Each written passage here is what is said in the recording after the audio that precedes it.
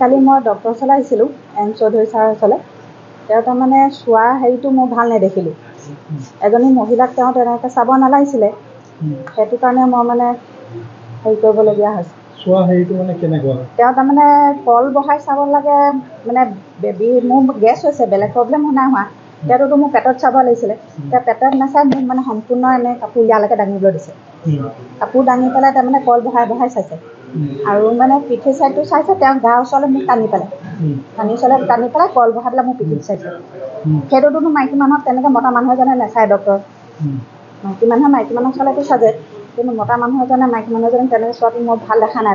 তাৰমানে মোৰ ভাল লগা নাছিলে কাৰণে মানুহজনক ক'লোঁ মই যে মোৰ ডক্টৰজন বোলো পচন্দ লগা নাই বোলে। তাৰপিছত ক'লে মই বোলে ডক্টৰে তেনেকৈ চাই মই সম্পূৰ্ণ খুলি কোৱা নাছিলোঁ ইয়াত। তাৰপিছত ঘৰলৈ গুচি গ'ল, মন মাৰি থকা দেখি পেলাই ক'লে বোলে কি হ'ল কচোন, তোৰ কিবা এটা হ'ল। মই বোলো মোৰ ডক্টৰজন পচন্দ লগা, মই মাইকী ডক্টৰ বোলে কি হ'ল, মই বোলো মোৰ মানুহজনে এনেকৈ চাইছে। মইতো কোনো প্ৰাইভেট পাৰ্চত হাত দিয়াই নাই আৰু তেওঁক মই ভালকৈ সকলোকে চাইছোঁ। তেওঁৰ হাজবেণ্ড ইয়াতে বহি আছে আৰু ৰোগীক যেনেকৈ চায় সেই হিচাপেহে চাইছোঁ। কিন্তু তেওঁ কি কাৰণে বেয়া পালে, অলপ তাৰ আগতে অলপ কথা কটাকটি মানুহজনৰ অলপ হৈছিল, কিয় এনেকৈ ৰেগুলাৰ চেকআপ নকৰে, কি নকৰে এনেকৈ কোৱাৰ কাৰণে। হয়তো সেইটো কাৰণে তেওঁ এটা অভিযোগ আনিছে মোৰ। আপোনাৰ নামটো কি? মোৰ নামটো ডক্টৰ এন চৌধুৰী। সম্পূৰ্ণ নিৰ্মাল্য চৌধুৰী। আপুনি প্ৰাইভেট প্ৰেক্টিছৰ লগত আৰু কিবা কৰে নেকি? প্ৰাইভেট প্ৰেক্টিছে কৰোঁ, মই নাৰ্ছিঙত নাযাওঁ, মই নন প্ৰেক্টিচিং এলাউঞ্চ নলওঁ। আমাৰ সেইকাৰণে প্ৰাইভেট প্ৰেক্টিছটো এলাউড আছে। চাকৰি ক'ত কৰে? মই জয়সাগৰত কৰোঁ এতিয়া, মই মডেল হস্পিটেলতহে চাকৰি আচলতে, কিন্তু তাত গাইনকলজিষ্ট নাই বুলি তাতে দিছে। মানে শিৱসাগৰ অসামৰিক চিকিৎসালয়? অসামৰিক চিকিৎসা। চাকৰি কৰি আছে? চাকৰি কৰি আছোঁ। মুখ্যমন্ত্ৰী আদেশ এটাও আছিলে? সেই আদেশ মতে তাৰমানে যোনে নন প্ৰেক্টিচিং এলাউঞ্চ লয় তেওঁ প্ৰেক্টিছ কৰিব নোৱাৰে। মই নন প্ৰেক্টিচিং এলাউঞ্চ নলওঁ, গতিকে আমাৰ এলাউড আছে কৰিব। তাকো ডিউটি আৱাৰ্ছৰ পিছত, মই 3টা বজাৰ পৰাহে বহোঁ।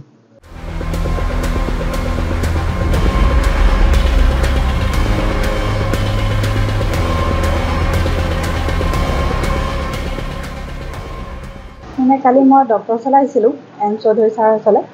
তেওঁ তাৰমানে চোৱা হেৰিটো মই ভাল নেদেখিলোঁ।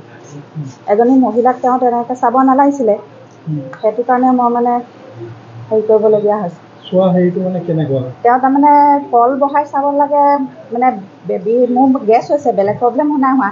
তেওঁতো মোৰ পেটত চাব লাগিছিলে, তেওঁ পেটত নাচাই মোক মানে সম্পূৰ্ণ এনে কাপোৰ ইয়ালৈকে দাঙিবলৈ দিছে।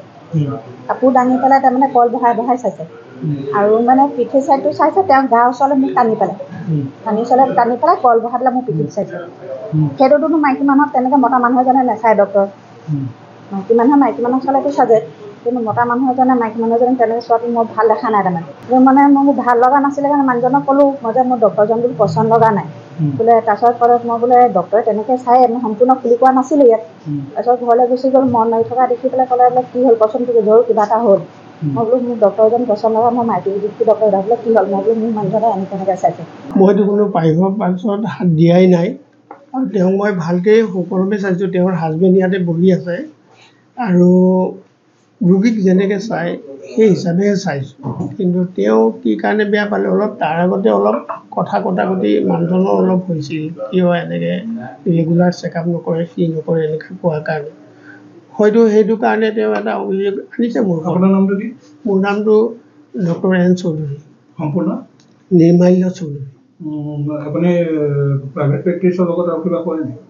প্ৰাইভেট প্ৰেক্টিছে কৰোঁ, মই নাৰ্ছিঙত নাযাওঁ, মই নন প্ৰেক্টিচিং এলাউঞ্চ নলওঁ। আমাৰ সেইকাৰণে প্ৰাইভেট প্ৰেক্টিছটো এলাউড আছে। চাকৰি ক'ত কৰে? মই জয়সাগৰত কৰোঁ এতিয়া, মই মডেল হস্পিটেলতহে চাকৰি আচলতে, কিন্তু তাত গাইনকলজিষ্ট নাই বুলি তাতে দিছে। মানে শিৱসাগৰ অসামৰিক চিকিৎসালয়? অসামৰিক চিকিৎসা। চাকৰি কৰি আছে? চাকৰি কৰি আছোঁ। মুখ্যমন্ত্ৰী আদেশ এটাও আছিলে? সেই আদেশ মতে তাৰমানে যোনে নন প্ৰেক্টিচিং এলাউঞ্চ লয় তেওঁ প্ৰেক্টিছ কৰিব নোৱাৰে। মই নন প্ৰেক্টিচিং এলাউঞ্চ নলওঁ, গতিকে আমাৰ এলাউড আছে কৰিব। তাকো ডিউটি আৱাৰ্ছৰ পিছত, মই 3টা বজাৰ পৰাহে বহোঁ।